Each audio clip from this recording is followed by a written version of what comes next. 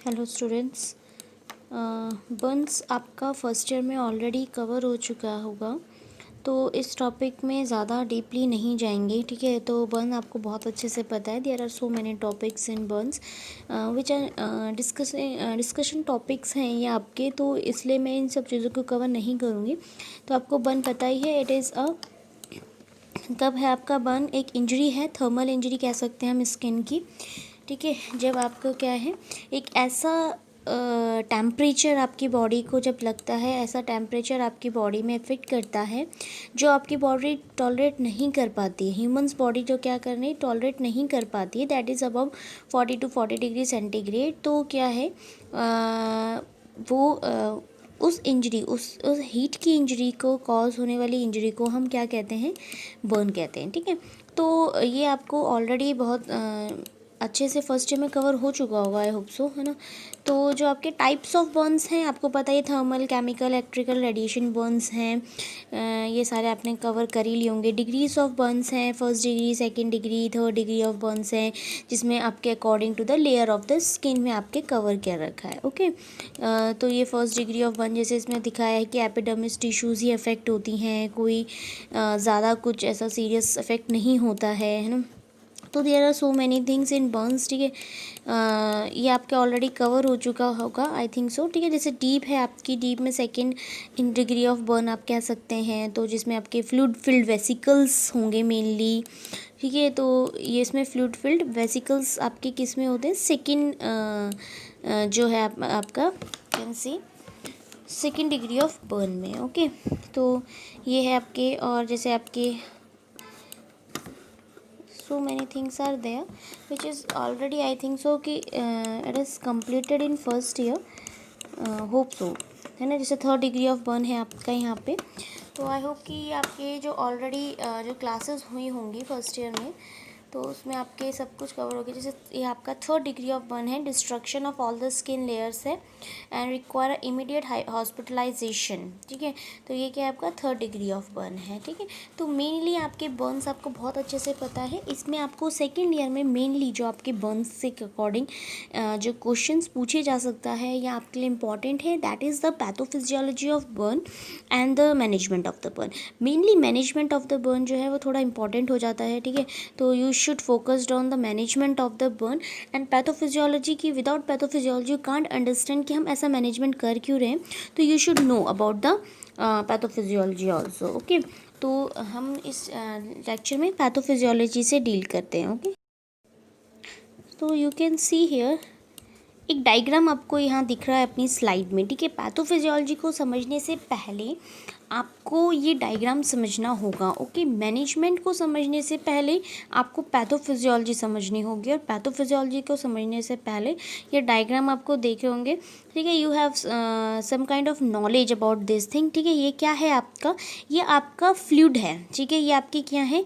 Fluid present, intracellular, extracellular and आपका plasma. ये extracellular, intracellular fluids हैं आपके, ठीक है। तो पहले इस कंसेप्ट को समझ लो कि intracellular fluid, you can see here in this slide, if you can see here, तो आपको यहाँ ये देखिए, ठीक है। सॉरी,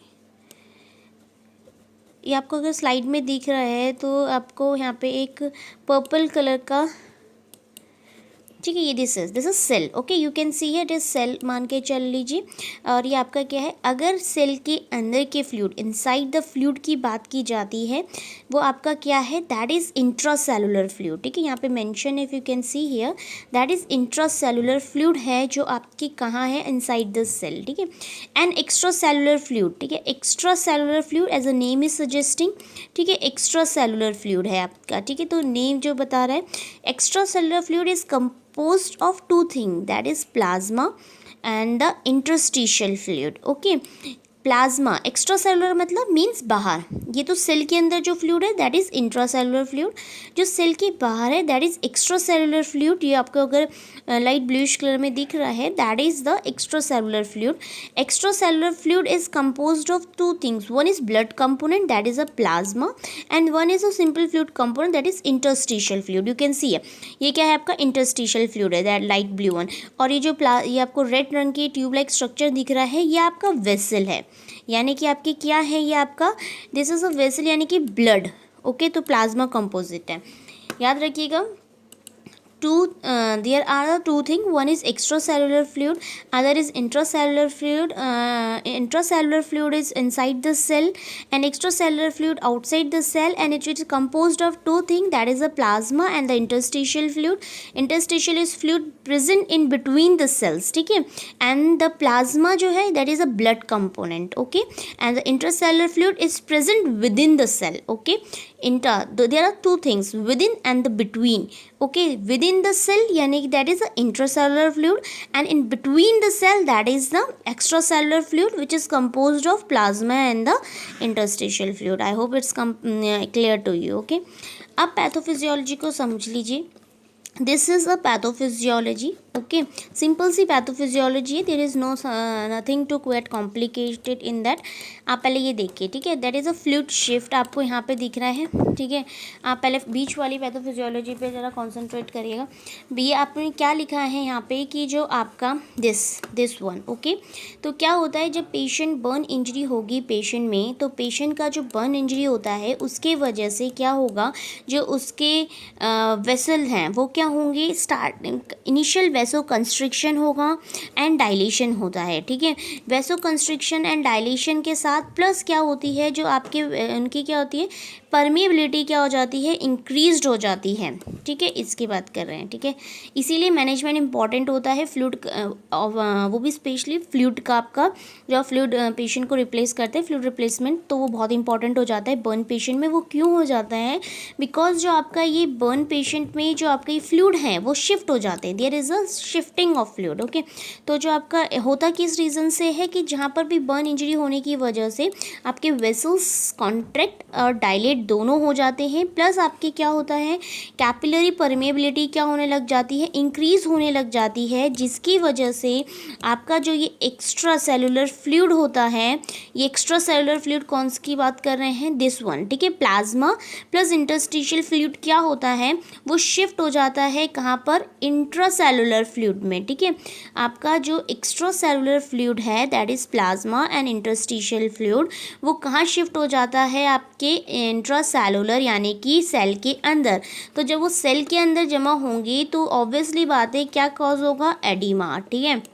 तो ये क्या है आपका, जो इंट्रावस्कुलर वॉल्यूम भी क्या हो जाएगा। अब जब ये जो वेसल्स है, वस्कुलर वेसल्स है, इसके सारा का सारा जो कंपोनेंट है वो कहाँ चला जाएगा, सेल के अंदर से। तो इसमें क्या कॉज होगा, जो ब्लड सप्लाई थी वो क्या हो जाएंगी, कम हो जाएंगी, जिसकी वजह से पेशेंट को क्या होने लग जाता है, वहाँ पे भी हाइपोटेंशन, ठीक है। जिसके वजह से पेशेंट किस में जाता है, हाइपोटेंशन, प्लस आपका जो ये आपके जो सेल्स हैं, ये सेल में भी वाटर कलेक्शन बहुत ज़्यादा हो जाता है, जिसकी वजह से पेशेंट किस में चला जाता है, शॉक में चला जाता है, ठीक है।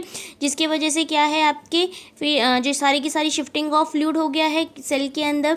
तो सेल के अंदर शिफ्टिंग ऑफ फ्लूइड होने की वजह से क्या होगा, पेशेंट में एडिमा कॉज होगा। इसलिए आपने जनरली देखा होगा बर्न वाला पेशेंट क्या हो जाता है, बहुत जल्दी से फूल जाता है, just because of shifting of the fluid.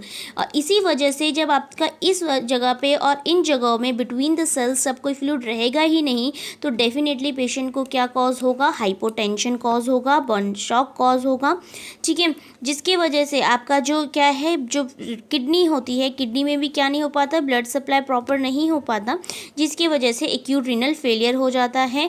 उसी की वजह से hyper kalaemia and other associated disorders भी जो पेशेंट ऑफ बर्न होता है उसमें कॉज होना शुरू हो जाते हैं, ठीक है। ये हो किस लिए रहा है, जस्ट बिकॉज ऑफ द जो आपका ये जो फ्लूइड है, ये जो फ्लूइड पूरा का पूरा फ्लूइड का जो गेम है, इसी वजह से होता है सब कुछ, क्योंकि आपका जो ये फ्लूइड है that is the interstitial fluid and the intracellular fluid, ठीक है, extra cellular fluid and the intracellular fluid. तो इन एक्स्ट्रा सेलुलर बर्न पेशेंट में क्या होता है, एक्स्ट्रा सेलुलर फ्लूइड्स जो होता है वो इंट्रासेलुलर स्पेस में चला जाता है, और इंट्रासेलुलर स्पेस क्या होता है, जो आपके क्या होता है, विद इन द सेल हो जाता है, जिसके वजह से एडिमा, ठीक है, hypotension, shock and the renal failure होता है, जिसकी वजह से और बॉडी में आपके जितने भी मिनरल्स, हाइपर कैलीमिया वगैरह क्या होने लग जाता है, पेशेंट को कॉज होना शुरू हो जाता है, ठीक है। This is the main pathophysiology for the burn patient.